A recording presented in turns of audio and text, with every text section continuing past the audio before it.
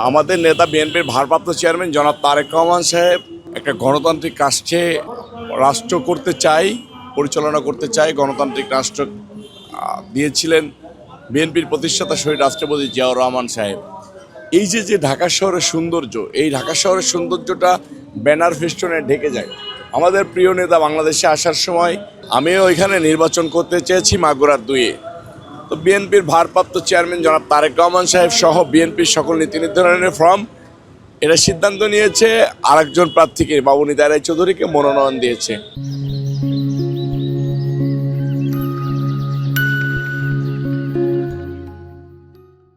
আমি আগেই নেতাকর্মীদেরকে বলে দিয়েছি ধানের শীষের পক্ষে কাজ করার জন্য সারা বাংলাদেশে।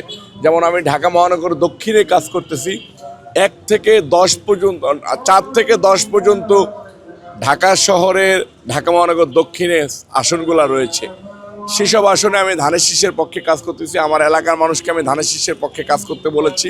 আমি কিছুক্ষণ আগেও, আপনারা জানেন যে আমাদের প্রার্থী নিতাই রায়চৌধুরীর সাথে আমার প্রতিনিয়ত যোগাযোগ হচ্ছে। আমি কিছুক্ষণ আগেও তাকে ফোন করেছিলাম যে দাদা আমি 5 তারিখে নির্বাচন করার জন্য এলাকায় আসতেছি। তো যেহেতু ওইখানে একজন স্বতন্ত্র প্রার্থী ছিল, স্বতন্ত্র প্রার্থী উঠে যাওয়ার পরে নিতাই রায়চৌধুরী মনে করতেছে যে তাহলে তো আর কোনো সমস্যা নেই। তো উনি আমাকে বললো যে না, কোনো অসুবিধা নেই, সকল নেতাকর্মী কাজ করতেছে, কোনো টেনশন করার কিছু নাই। আমি তারপরেও যাচ্ছি যে নেতাকর্মীদেরকে উদ্বুদ্ধ করি দলকে সুসংগঠিত রাখার জন্য। নেতাকর্মীরা যেন এক জায়গায় থাকে, একরকম ঐক্যবদ্ধ থাকে, জিয়া পরিবারের প্রতি আস্থা রাখে, সেটাকে ঠিক রাখার জন্য 5 তারিখে মাগুরাতে যাচ্ছি। ইনশাল্লাহ নেতাকর্মীদের সাথে বসবো, কুশল বিনিময় করব। ওটা আমার জন্মভূমি, ওটা আমার মাটি, আমি তো এখানে প্রতিনিয়ত যাবই।